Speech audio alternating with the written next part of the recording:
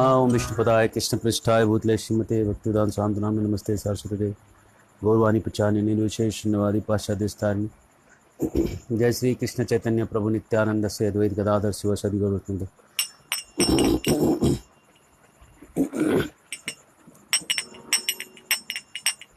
हरे कृष्ण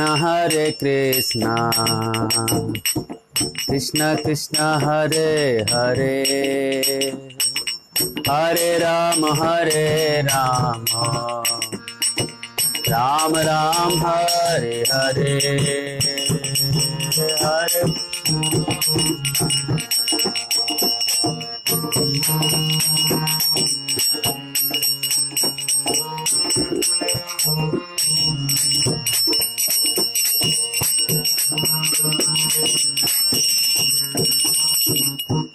कृष्णा कृष्णा कृष्णा हरे हरे हरे राम राम राम हरे हरे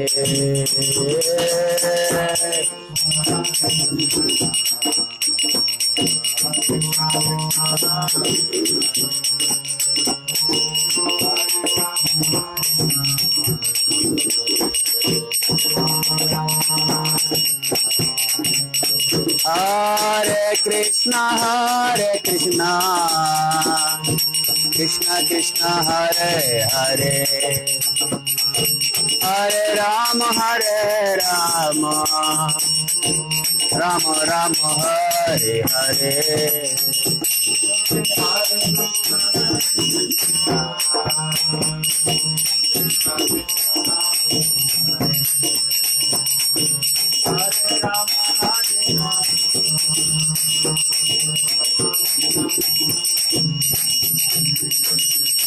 हरे कृष्णा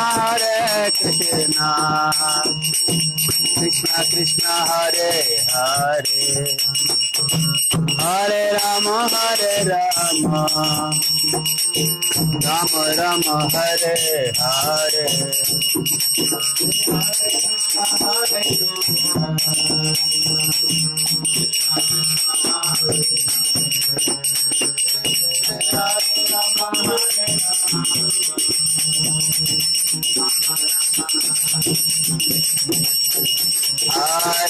कृष्णा कृष्णा कृष्णा हरे हरे हरे राम राम राम हरे हरे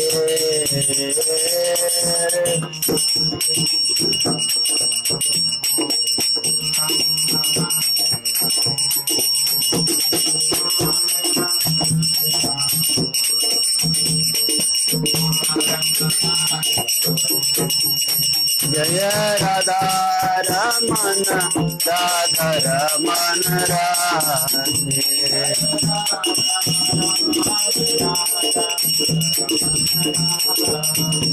जय कृष्ण बलराम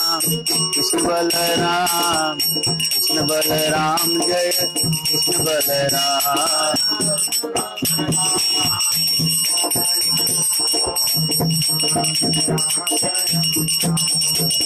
जय वृंदावन धाम जय वृंदावन धाम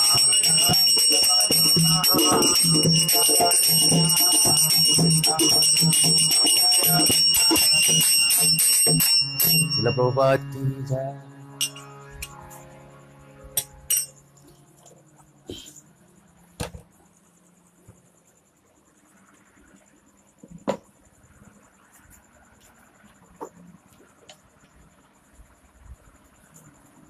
हरे कृष्णा।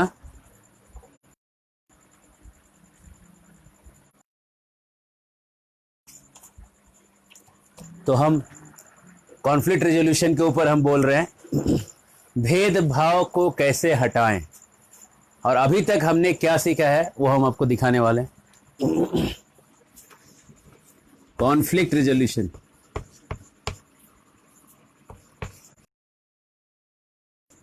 पिछले 2 दिनों में हमने क्या देखा कि कॉन्फ्लिक्ट रिजॉल्व करने के 4 तरीके हैं, और चारों तरीके तब लगेंगे जब सामने वाले में थोड़ी बुद्धि हो। उसमें पहला जो है साम है। साम का जो तरीका है, मतलब साम मतलब होता है दोस्ती करना, सामान समना मतलब समान लोगों के साथ दोस्ती करना साम है। तो साम दोस्ती तब आप कर सकते हैं किसी से ही बहुत हो। और बुद्धि की पहली पहचान है कि आप सुनना चाहते हैं। जो लोग जानते हैं कि हम सुन नहीं, जो लोग ये समझते हैं कि हमको सब मालूम है, उनकी बुद्धि है 0%। बुद्धि 0%। नॉलेज हो सकती, उनको ज्ञान, उनको पता भी होगा, लेकिन उनको उनका लर्निंग बंद हो चुका है। अब वो और आगे कुछ नहीं सीख पाएंगे, है ना। आगे और अब कुछ नहीं सीख पाएंगे, उनका वहीं पे लर्निंग खत्म हो चुका है। तो बुद्धि का पहला चीज है सुनने की इच्छा। उसके बाद सुनना, सुनने के बाद आदमी उसको एनालाइज करे, उसके अलग अलग एस्पेक्ट पे सोचे विचारे और उसको एक्सेप्ट करे। ये सब बुद्धि के अलग अलग डीपर लेवल्स हैं। बुद्धि का मतलब ये नहीं कि आप पढ़े और कितना आप समझ गए। पढ़े और समझे एक प्रोसेसिंग जो है, वो बुद्धि का केवल एक छोटा सा फंक्शन है। जैसे कि जब टाइटैनिक डूब रहा था, तो टाइटैनिक जहाज जब डूब रहा था, तो बहुत सारे लोग उसके ऊपर जो कुर्सियां हिल रही थी उसके नट बोल्ट को टाइट कर रहे थे। जब जहाज ही डूब रहा है तो नट बोल्ट टाइट करके क्या होगा? आपका बहुत दिमाग है, आप बहुत कुछ पढ़ना जानते हो, लेकिन अगर आपका बेसिक, अगर आप किसी गलत आदत में पड़ जाओ, बुरी आदतों में अगर आप गिर जाओ, तो आपका पूरा ज्ञान जो है वो किसी काम का नहीं। आप चाहे वैज्ञानिक ही क्यों ना हो, चाहे आप दुनिया के अमीर आदमी ही क्यों ना हो, लेकिन अगर आप बुरी लत में फंस गए हो और उस लत के कारण आपका लीवर का कैंसर हो जाए, ब्रोंकाइटिक कैंसर हो जाए, ब्रोंकियल कैंसर हो जाए आपको, और आपका शरीर जो है श्वास चौपट होने लगे, आपका पूरा ज्ञान और पूरा पैसा किस काम का? इसलिए पहला सुनो और सुनने की इच्छा रखो, और उसके बाद उसको एनालाइज करो, एक्सेप्ट करो, ट्रांसफॉर्म करो। तो ये है साम। साम के बाद था दाम। दाम का मतलब है पैसे से सिचुएशन को एडजस्ट करिए। और उसके बाद है भेद, भेद नीति। और आखिरी उपाय है दंड, मारो, है ना। ये 4 उपाय से आप कॉन्फ्लिक्ट को रिजॉल्व कर सकते हैं। और ये तरीके जो हैं, केवल आपको जितने भी प्रोफेशनल लोग सिखाते हैं, केवल एक ही उपाय सिखाते हैं, साम। साम का मतलब है आप कैसे बात करें। लेकिन शास्त्र कहते हैं सब लोग थोड़ी ना बात करने से समझ जाते हैं। अगर सब बात करने से समझ जाते थे तो कृष्ण जैसे समझाने वाले के बाद भी दुर्योधन नहीं समझा। जो आदमी अपने ओपिनियन पे फिक्स हो गया है, अब वो और नहीं समझ सकता। जिसने अपने लाइफ के पैटर्न बना लिया है, उसका उपाय कुछ नहीं, उसका समझाने से उपाय नहीं। लातों के भूत बातों से नहीं मानते। ये लातों के भूत इधर आएंगे ही, कुछ लोग ऐसे आएंगे ही। सरकार को जेल बनाना ही पड़ता है, और जेल के अंदर कुछ लोग को लटकाना ही पड़ता है, तब जाके सरकार चलती है, क्योंकि दंड के बिना होता नहीं है। लेकिन हमारे डे टू डे लाइफ में अगर हमको ये बात करना भी ठीक से आएगा, साम करना भी ठीक से आएगा, तो हम बहुत हद तक कॉन्फ्लिक्ट को रिजॉल्व करके प्रैक्टिकली एकदम हैसल फ्री जीवन जी सकते हैं। तो कल हमने एग्जाम्पल देखा, हनुमान जी कैसे रावण को समझा रहे हैं कि सीता को आप लौटा दो।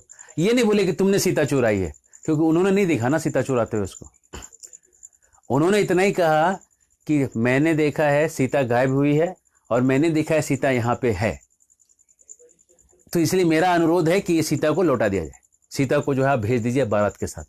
हनुमान जी ने बहुत प्रैक्टिकल, उसको बिना हर्ट किए हुए बोला सारी चीजों को।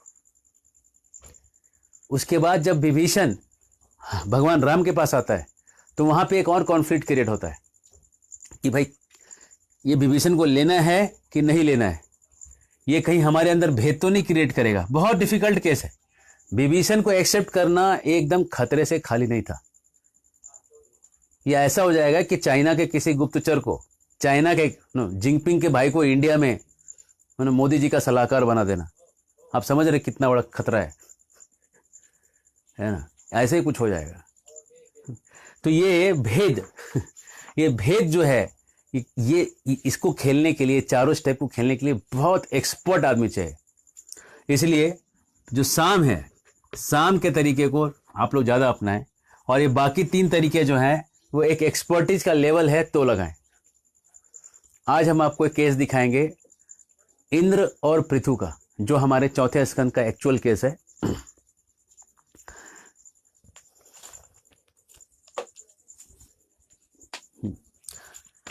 तो कहानी है, हम आज के टॉपिक पे आते हैं।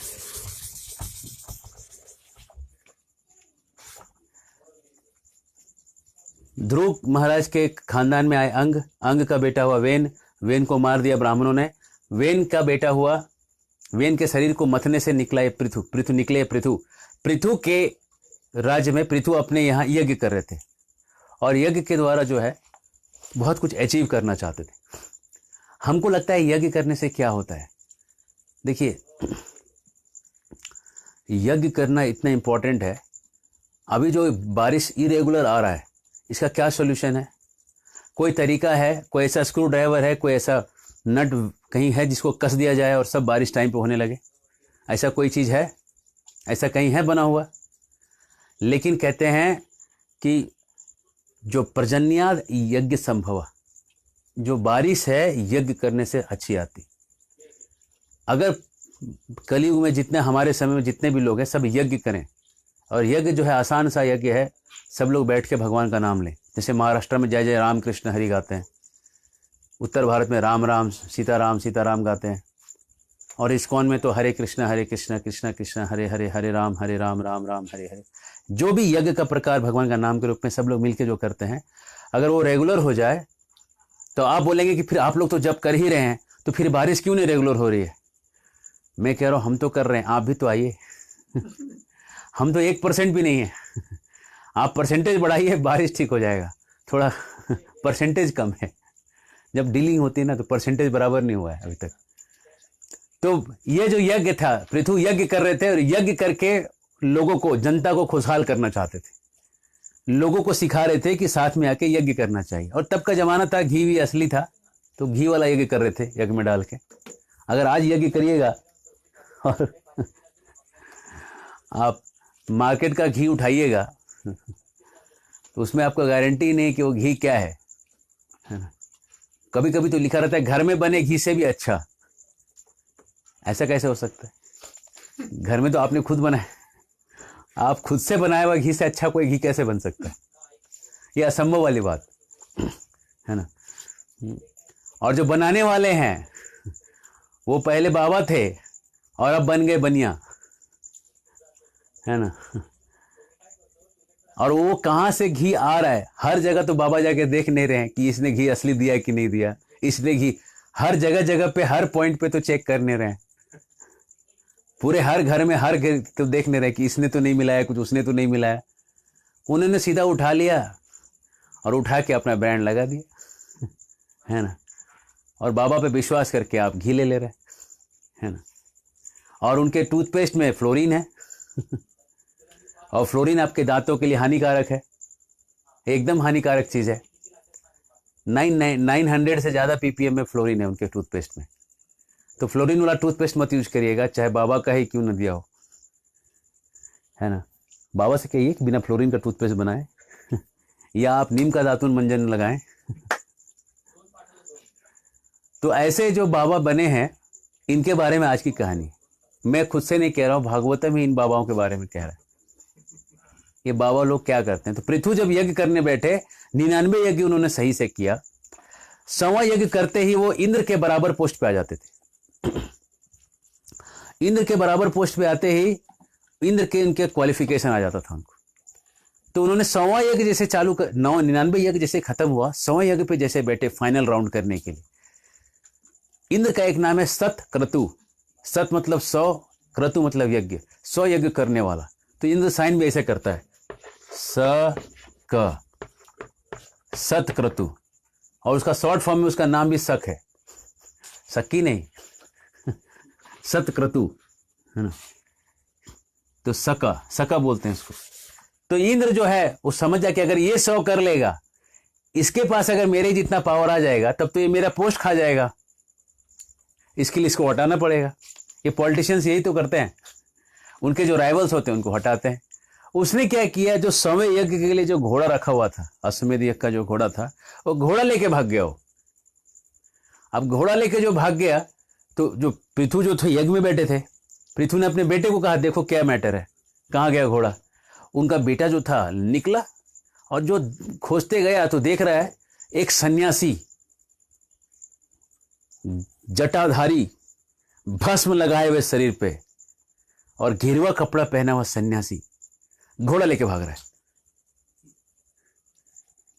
हद हो गई। अब वो चाहे कि इसको मार दें, लेकिन उसके मां बाप ने उसको ये सिखाया नहीं था कि साधु को मार दो। अब साधु को मारना सिखाया नहीं था, कैसे मार देता।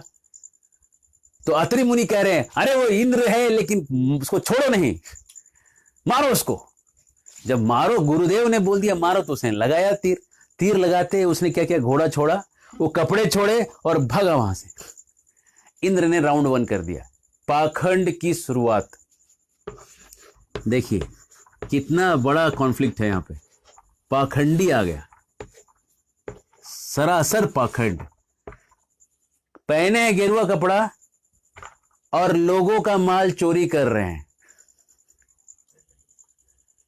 है ना। अलग अलग प्रोडक्ट बना रहे हैं, उसमें प्रॉफिट कमा रहे हैं। लोगों को क्या मिल रहा है, साधु बने हैं संसार की मदद के लिए। अब आप भी पेस्ट में फ्लोरीन डाल दीजिएगा, अच्छा नहीं, ये अच्छा नहीं है ना, ये अच्छा नहीं। और ऐसा नहीं कि आपको मालूम नहीं, इतने बड़े उद्योग के मालिक को इतनी छोटी सी चीज नहीं मालूम होगी, संभव नहीं लगता। एक जगह इंटरव्यू चल रहा था और ये श्री रामदेव बाबा जी वो कहते हैं कि भूत ऊत होते नहीं, ग्रह वह होते नहीं। अगर होते तो अमेरिका वालों को ग्रह क्यों नहीं लगते, उनको भूत क्यों नहीं लगते। रामदेव बाबा जी का पब्लिक स्टेटमेंट है। अब सवाल यह है कि रामदेव बाबा जी शास्त्र पढ़ते हैं कि नहीं पढ़ते। अगर वो नहीं पढ़ते हैं तो सीधा अपना जो शास्त्र का वो जो अधिकार है वो सीधा ना करें, साधु वाला अधिकार ना करें। सारे शास्त्रों में लिखा है कि कैसे आत्मा जो है मरने के बाद एक भूत का शरीर प्राप्त करती है। चलिए अगर रामदेव बाबा शास्त्र को भी नहीं मानते तो कम से कम हॉलीवुड और बॉलीवुड के मूवीज देख लें, और जितने भी हॉलीवुड के हॉरर मूवीज हैं उससे यही पता चलता है कि अमेरिका के लोग भूत की मूवीज देखते हैं।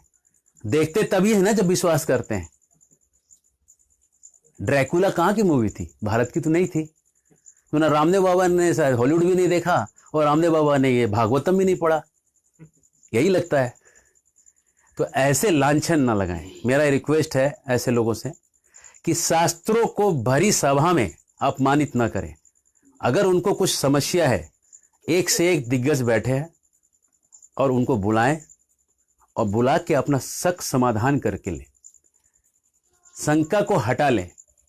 भूत कैसे होते हैं, नहीं होते हैं, और ग्रह कैसे होते हैं, नहीं होते हैं, मेरे पीछे के 70 लेक्चर्स जो मैंने दिए हैं वो सुन लें, उनका शक जरूर क्लियर हो जाएगा। उसके बाद भी अगर उनका समाधान नहीं हुआ तो मेरे से डायरेक्ट अगर कह दें, मैं उनके यहाँ आके उनके पास बैठ के मैं उनको बता दूंगा, एकदम नम्र भूमिका निभाते हुए।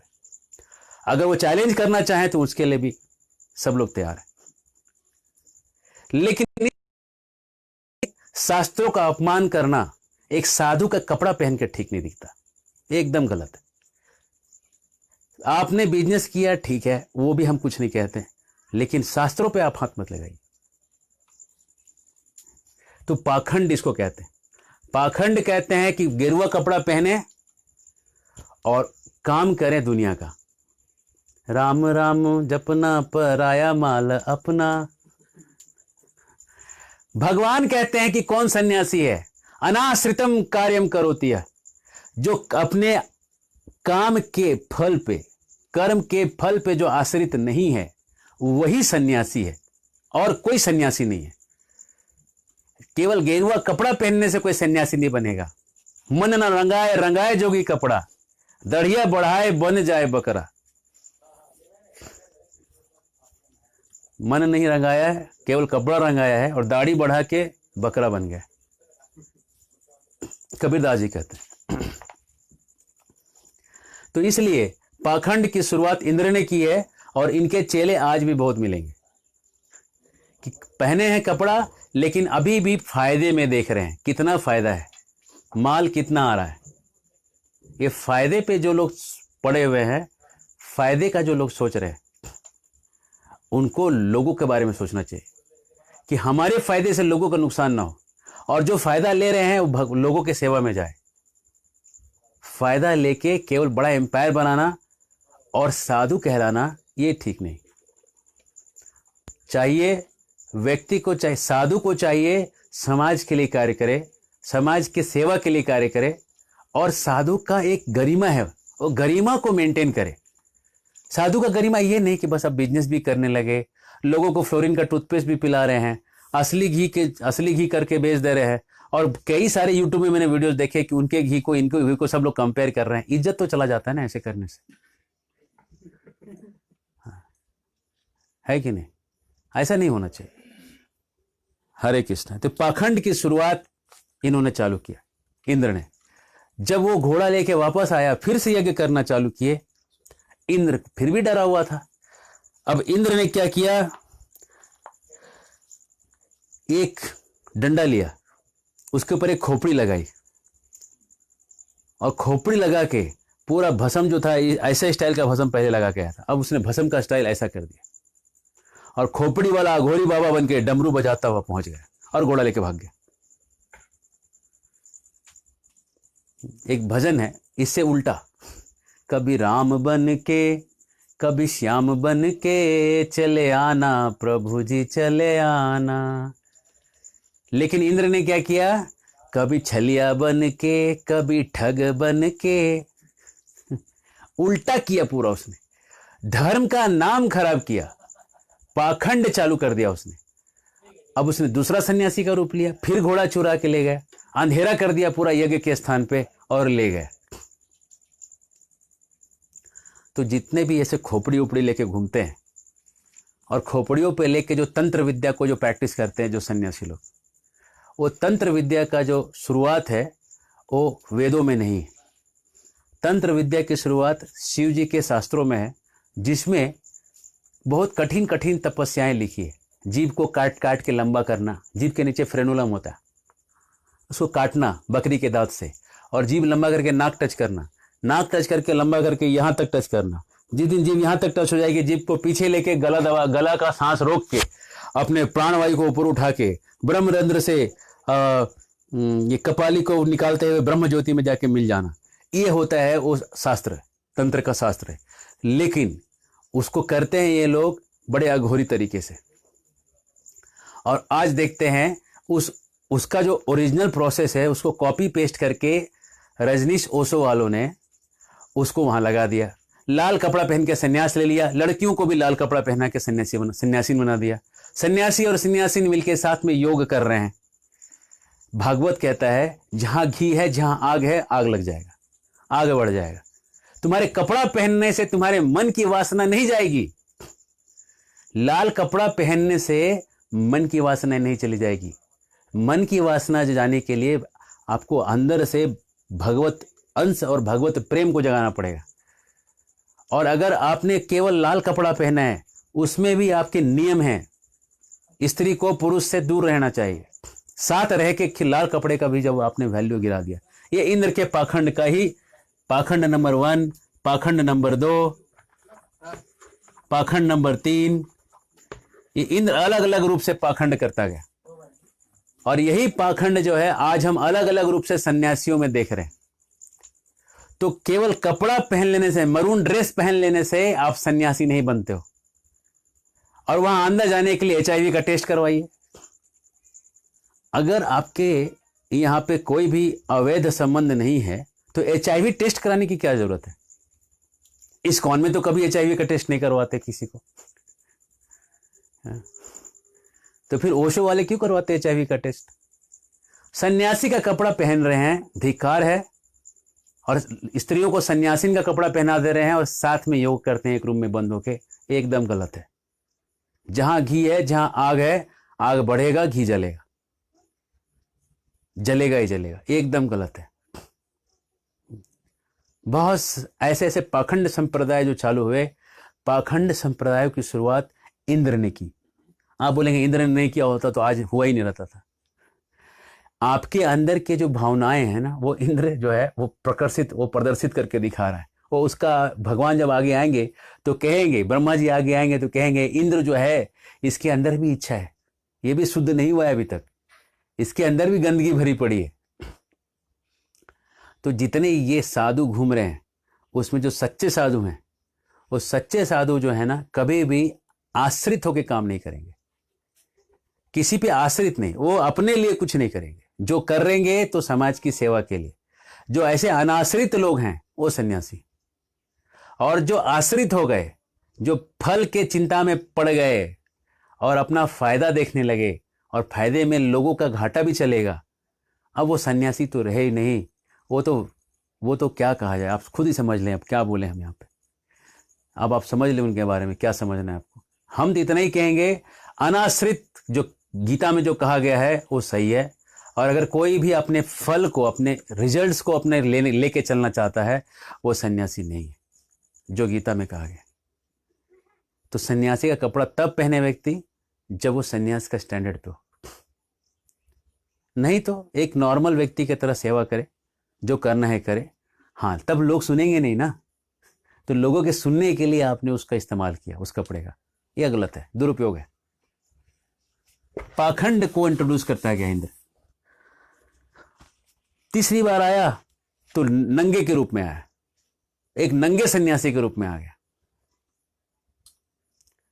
ऐसे कई मठ हैं जो ऐसे नंगेपन को प्रदर्शित करते हैं, और इंद्रियों को कंट्रोल करने के लिए कुछ पक्षियों के ऐसे अंडे होते हैं जो कि खाने से इंद्रियां कंट्रोल हो जाती।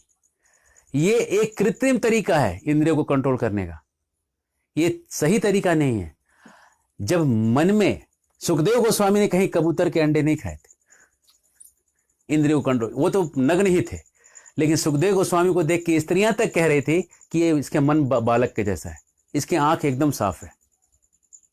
लेकिन आजकल के जो ऐसे सन्यासी जो घूमना चाहते हैं, वो पहले कुछ नसों को तोड़ते हैं, कुछ अंडे खाते हैं, ये गलत है। ये भी इंद्र ने इंट्रोड्यूस किया उस समय, अलग अलग रूप से ये पाखंडी संप्रदायों को चालू किया। तो जब पृथु ने देखा कि बहुत हो गया, बार बार मेरा बेटा घोड़ा लेके आता है, बार बार ये लेके भागता है, पृथु तीर धनुष लेके निकले कि अब इसको मैं ही मार दूंगा। तो पुरोहितों ने रोका कि देखिए यज्ञ है, यज्ञ जो है, यज्ञ में केवल और केवल जो जानवर है उसका बलि दिया जा सकता है। अब आप कहेंगे कि जानवर की बलि चलती थी क्या? देखिए ऐसा है, यज्ञ को टेस्ट किया जाता था। अगर वो अश्वमेध यज्ञ है तो अश्व को काटने से ही अश्व सामने जो है एक दिव्य पुरुष के रूप में प्रकट होता था।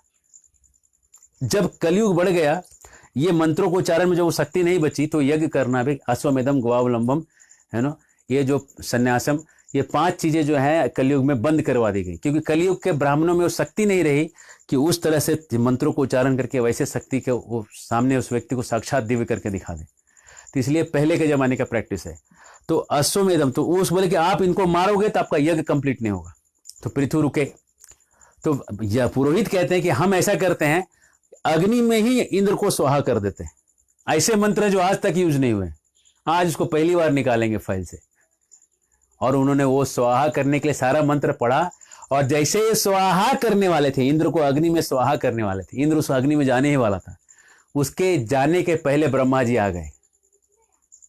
ब्रह्मण देवाय नमः, ब्रह्मदेवाय आ गए, कहते हैं रुको, अरे इंद्र को स्वाहा मत करो, तुमको ऐसा, तुम नहीं करो ऐसा, इंद्र चला जाएगा। तुम जिस देवी देवताओं को प्रसन्न करने के लिए यज्ञ कर रहे हो, उसका हेड तो इंद्र है, उसको मार दोगे फिर क्या प्रसन्न करो किसी को, कोई अच्छी चीजें नहीं होगी। है इंद्र में प्रॉब्लम, लेकिन प्रॉब्लम वाले व्यक्ति को मारना सोल्यूशन नहीं है, कॉन्फ्लिक्ट रेजोल्यूशन। अब ब्रह्मा जी ने यहां चालू किया कॉन्फ्लिक्ट रेजोल्यूशन, दोनों के बीच में सेटलमेंट, कॉम्प्रोमाइज कराना चालू किया। इंद्र और पृथु के बीच में बहुत जबरदस्त कॉन्फ्लिक्ट है। पृथु चाहते हैं 100वां यज्ञ करना, इंद्र चाहता है 100वां यज्ञ न करे। इंद्र को डर है कि ये इंद्र बनना चाहता है, पृथु को इंद्र बनना ही नहीं है। ब्रह्मा जी को दोनों के मन की बात पता है। इंद्र को इनके मन की बात पता नहीं है, पृथु के मन में क्या चल रहा है ना। तो इसलिए ब्रह्मा जी आके सेटलमेंट कराते हैं। और ब्रह्मा जी पहला चीज कहते हैं, देखो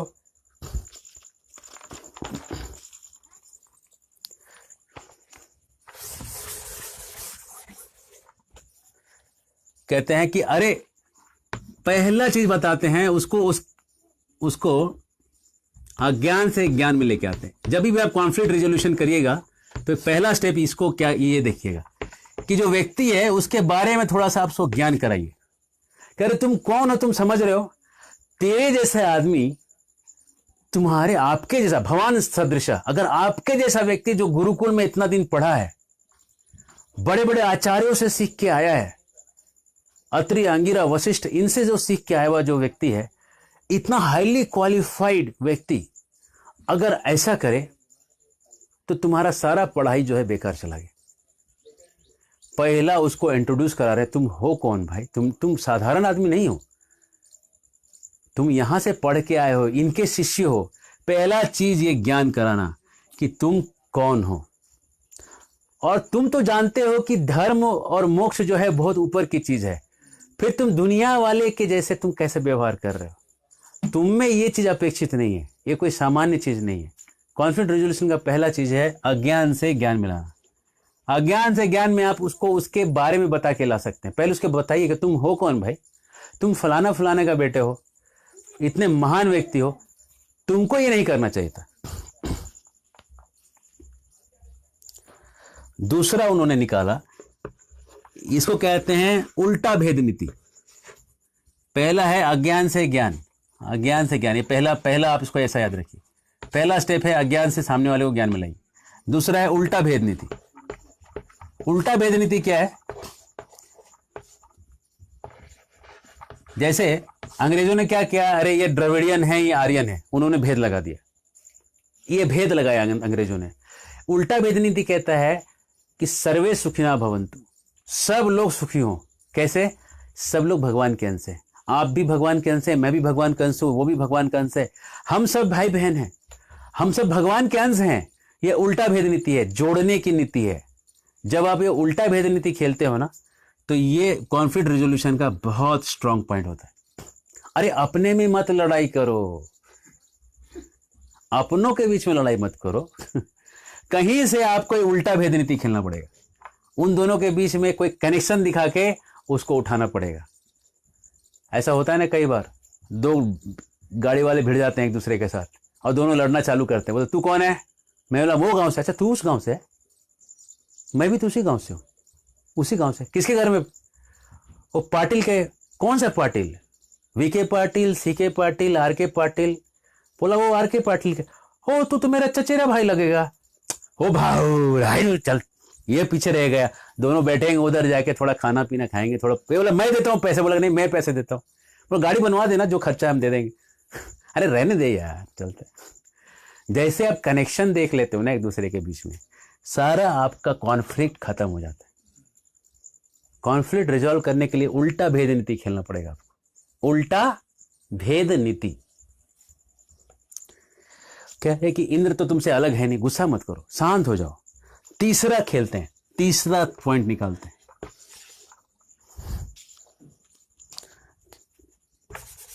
विधाता का विधान, इसको कहते हैं प्रोविडेंस अंग्रेजी में। प्रोविडेंस, विधान। देखो भाई, समय के आगे किसका चला है? समय इतना बलवान है, कोई संसार से लेके नहीं गया है। खाली हाथ आए थे, खाली हाथ जाना है, बीच में अपनी किस्मत। जैसे आप इस पॉइंट पे टक्कर मारोगे ना, पूरा का पूरा कॉन्फ्लिक्ट साइड में रह गया। आदमी को लगता है भाई मरना है एक दिन, आएगा जब रे बुलावा हरे का, छोड़ के सब कुछ जाना पड़े। तो बोलेगा हाँ भाई कॉन्फ्लिक्ट भी छोड़ दो, जाना है, जाने की तैयारी करा रहा है। तो जैसे थोड़ा जाने के बारे में बोलोगे ना किसी को, दुनिया के कॉन्फ्लिक्ट कैसे होता है, छोड़ छोड़ छोड़, जाने का तैयारी कर यार, जाने का तैयारी कर। विधान के बारे में थोड़ा बताइए कि देख यार, किस्मत से ज्यादा समय से पहले किसी को मिला नहीं।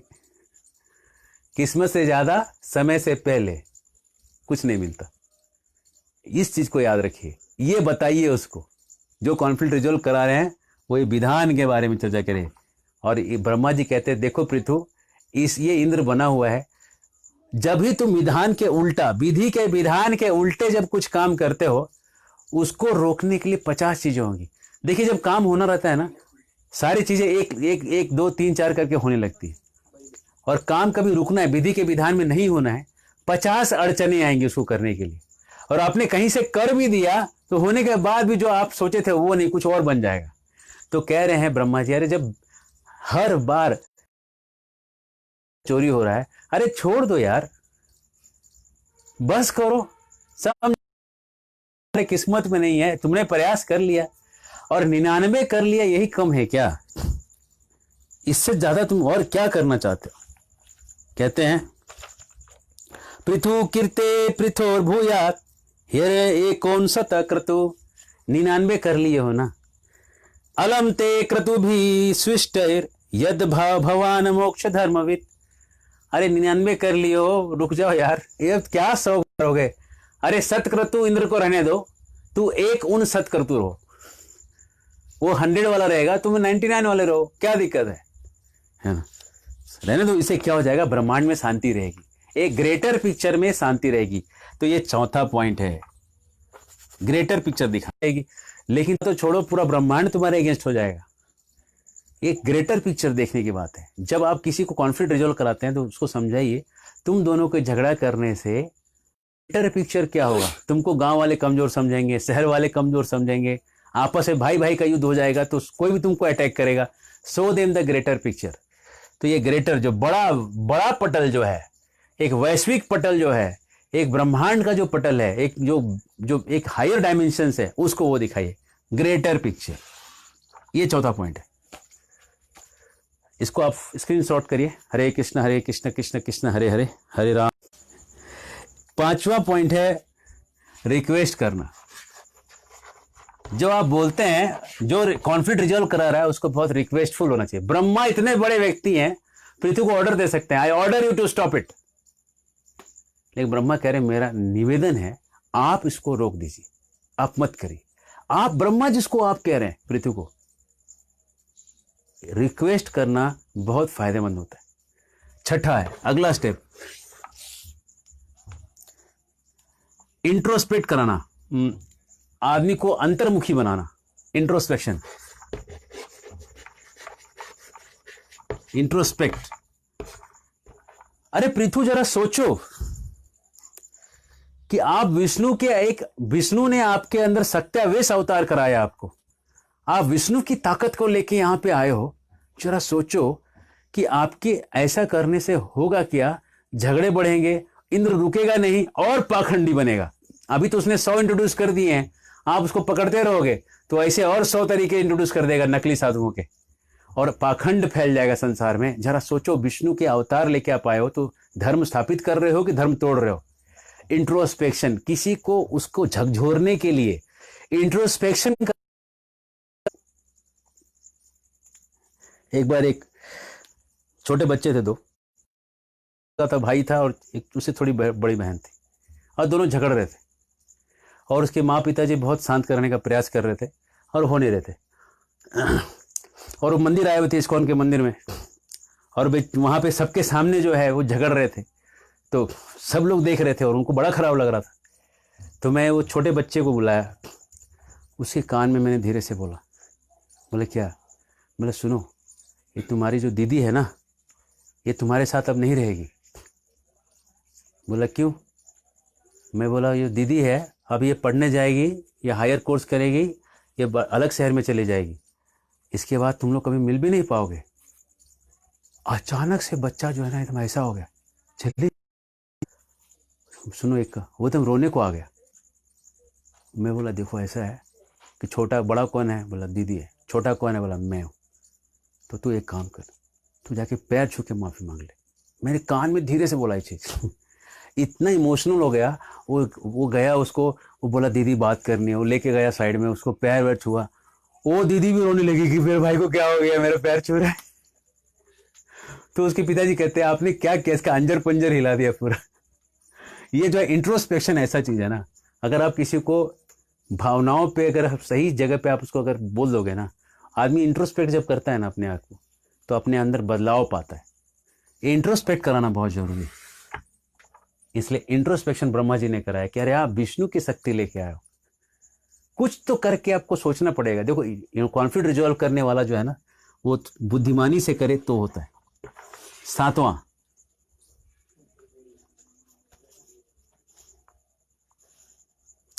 हाँ सातवां, बस इतना ही, 6 पॉइंट है। इंट्रोस्पेक्ट कराने के बाद व्यक्ति खुद चेंज होता है, और चेंज होने के बाद उसमें एक नया चीज दिखता है, कॉन्फ्लिक्ट रिजॉल्व होकर दिखता है। याद रखिए, आप जो भी कॉन्फ्लिक्ट रिजॉल्व करा रहे हैं उसको आपके पूरे डिस्कशन में उसको आपको शरीर और आत्मा का भेद बताना पड़ेगा। क्योंकि जब तक आदमी टेम्परेरी चीजों पे सोच रहा है ना दुनिया के बारे में, तब तक कॉन्फ्लिक्ट बार बार बार बार आते रहेंगे उसको आप टेम्पररी से निकाल के परमानेंट की तरफ लेके जाइए। आत्मा के बारे में ज्ञान दीजिए। जैसे परमानेंस के बारे में सोचता है, शाश्वत चीजों के बारे में सोचने लगता है, वो हायर मॉडल पे, हायर चिंतन में घुस जाता है। और उस हायर चिंतन वाले मॉडल में जाके व्यक्ति जो है, ये बार बार कॉन्फ्लिक्ट क्रिएट की जो सिचुएशन है वो नहीं आता फिर। इसलिए अगर किसी को सच में कॉन्फ्लिक्ट रिजॉल्व कराना है लॉन्ग टर्म बेसिस पे, इन सारे टेक्निक्स के आगे की चीज है कि कहीं ना कहीं आप आत्मा और शरीर का डिफरेंस उसको इंट्रोड्यूस करके दीजिए। और आत्मा और शरीर का डिफरेंस ब्रह्मा जी ने भी किया, मैं ऐसे नहीं कह रहा हूं। ब्रह्मा जी ने उनको बताया कि अरे आत्मा और शरीर का डिफरेंस समझो पृथु, ये एनवीएस है, तुम भी एनवीएस बन जाओगे। एनवी वो करता है जो आत्मा और शरीर के लेवल पे देख रहा है, लेकिन एनवी वो नहीं करता है जो अपने आप को आत्मा के लेवल पे देख रहा है, हायर लेवल पे देख रहा है। तो उसको हायर लेवल को आपको टच कराना पड़ेगा। हायर लेवल टच करते ही कॉन्फ्लिक्ट खत्म, हमेशा के लिए खत्म। यह कॉन्फ्लिक्ट रेजोल्यूशन का पंच पॉइंट, पंच लाइन है, फाइंड द हायर। ये 7वां करिए। आत्मा और शरीर का जो ज्ञान है वो आपको इंट्रोड्यूस करना पड़ेगा। अगर व्यक्ति शरीर के लेवल पे सोच रहा है और आपसे कॉन्फ्लिक्ट पे रिजोल्व करा, तो फिर से लड़ जाएंगे दोनों कहीं ना कहीं आके। आत्मा और शरीर का डिफरेंस बताओ, आत्मा के बारे में आत्मा का हाई बताओ, शरीर को लो बताओ, और आत्मा और शरीर का डिफरेंस बताते ही एनवी खत्म, envy over, never's envy honours pride is over now. और एनवी ओवर होते ही व्यक्ति जो है अब जाके कॉन्फ्लिक्ट को सच्ची सेंस में खत्म कर सकता है। और जब आप कॉन्फ्लिक्ट रिजॉल्व कर लेते हैं तो जो उसका जो सेटिस्फैक्शन है, उसका क्या इफेक्ट है, बहुत अच्छा लगेगा आपको। सामने वाले दोस्त बन गए हैं और दोस्त बन के पहले से भी अच्छे से रह रहे हैं, बहुत खुशी होती है देख के। और ये यहां भी यही हुआ, पृथु के केस में भी यही हुआ है। और पृथु जो है उनके ये करते ही भगवान वैकुंठ से आ गए विष्णु, और विष्णु आके कहते पृथु तुमने क्या कमाल कर दिया है। और साथ में देखो बोले, पृथु बोले क्या, वो पीछे से वो इंद्र को निकालते, देख इंद्र भी मेरे साथ आया है, माफी मांगना चाहता है तुमसे माफी मांगना चाहता है पृथु। तुमने जब इसको छोड़ दिया ना, इसके मन में गिल्ट आ गया, इसके मन में हीन भावना आ गई, ये भी माफी मांगना चाहता है, तुम माफ कर दो। इंद्र इतना बड़ा पावरफुल व्यक्ति, देवताओं का राजा, उसको गिल्ट आया। देखो हर इंसान के अंदर जो गिल्ट है ना, ये अंदर अच्छे इंसान में तो आ ही जाएगी, और बुरे इंसान में भी अगर आप अच्छाई देखिएगा तो उसमें भी गिल्ट आ जाएगा। ऐसा रहता है। हाँ, कि कोई गैंगस्टर, वैसे मूवी आपने देखे होंगे ना, कोई गैंगस्टर है, छोटा बच्चा देखता है, बच्चा उसको एक फूल देता है, उसको कितना अच्छा लगता है कि सही में ये मेरे को एकदम निश्चल प्यार किया है इसने, और ये प्यार तो मेरा कोई देता ही नहीं, सब कुछ ना कुछ मतलब से आते हैं, है ना। एक निश्चल प्यार जो होता है ना, वो किसी को भी बदल सकता है। तो वो जो लेवल है, विष्णु कहते हैं तूने मेरा दिल जीत लिया है, इसको माफ कर दो, अब हो गया, बहुत हो गया। और इन भगवान जो ऐसा बोलते हैं, तुरंत जो है पृथु उसको गले लगा लेते हैं, इंद्र पैर पे गिरने जा रहा है। देखो कॉन्फ्लिक्ट रिजॉल्व करने के बाद क्या पॉजिटिव वाइब्रेशंस आते हैं, और उसको उठा के गले लगाते हैं। और विष्णु कहते हैं कि मैं तो अभी तुरंत जाने वाला था, लेकिन तुम दोनों ने ऐसा प्यार दिखाया है ना कि मेरे को जाने का मन नहीं कर रहा है, वैकुंठ जाने का मन नहीं कर रहा, मैं यहीं रहूंगा थोड़ी देर और उनके साथ थोड़ा समय बिताते हैं। पृथु का यज्ञ खुद हो रहा है। ये देखिए आंखों में पानी पृथु के आ जाता है, इतनी खुशी है कि भगवान स्वयं आ गए वहां पे, और वो सामने से देख रहे हैं, ये हाईली इमोशनल हो गए उसको देख के। ये है कॉन्फ्लिक्ट रेजोल्यूशन सही करने का। जब आप साथ में दोस्ती करके भाईचारे से रहते हो और अपने बीच में आत्मा शरीर का जो डिफरेंस है उसको सही से समझ के रहते हो, भगवान वैकुंठ से प्रसन्न हो जाते हैं। ये इसका प्रूफ है। और इस कॉन्फ्लिक्ट रेजोल्यूशन को हम बनाए रखेंगे। आगे हम अलग अलग टॉपिक लेंगे, लेकिन कॉन्फ्लिक्ट रेजोल्यूशन अलग अलग जगह आते रहेगा, अलग अलग फेज में। लेकिन ये हमने जो 7 पॉइंट्स आज जो इंट्रोड्यूस किए हैं उसको आप थोड़ा देख लीजिएगा, और कहीं भी लगता है आप लगाइएगा। और ये हमारी कामना है, प्रार्थना है कि आप जहाँ भी कॉन्फ्लिक्ट रेजोल्यूशन करना चाहें वहाँ आपको ये सारी चीज़ें आपकी बुद्धि में स्थित रहे, जिससे कि वो करते समय आपको बहुत पुश मिले, बहुत आपको एक हेल्प मिले अंदर से परमात्मा का, और आप उसको सिचुएशन को आप सॉल्व कर पाएँ, और सॉल्व करके एक बहुत ही प्यार भरा स्नेह भरा माहौल आप बना पाएँ। ये हमारी कामना है, भगवान से यही प्रार्थना है। बहुत बहुत धन्यवाद। जय श्रील प्रभुपाद। कल जो है हम इस चौथे स्कंद के भागवत संदर्भ को आगे लेके जाएंगे, और आगे जो है ये अलग अलग तथ्यों पर, अलग अलग चीज़ों को लेते हुए भागवत को हम धीरे धीरे इंट्रोड्यूस करेंगे। 5वें स्कंद में हम जाएंगे। 5वें स्कंद में कॉन्फ्लिक्ट रेजोल्यूशन के और डीपर चीज़ें आएंगी, जड़ भरत और रघुगण के पास टाइम में। उसके बाद वैदिक कॉस्मोलॉजी आएगा, इस ब्रह्मांड में कहाँ पे क्या है, नरक कहाँ पे है। इस तरह से हम आगे आगे बढ़ेंगे, और इसके लिए हमें आप सब लोग अपने हृदय से आप लोग आशीर्वाद दें कि हम इसको आगे कंटिन्यू करें। हरे कृष्णा। बहुत बहुत धन्यवाद। जय श्रील प्रभुपाद।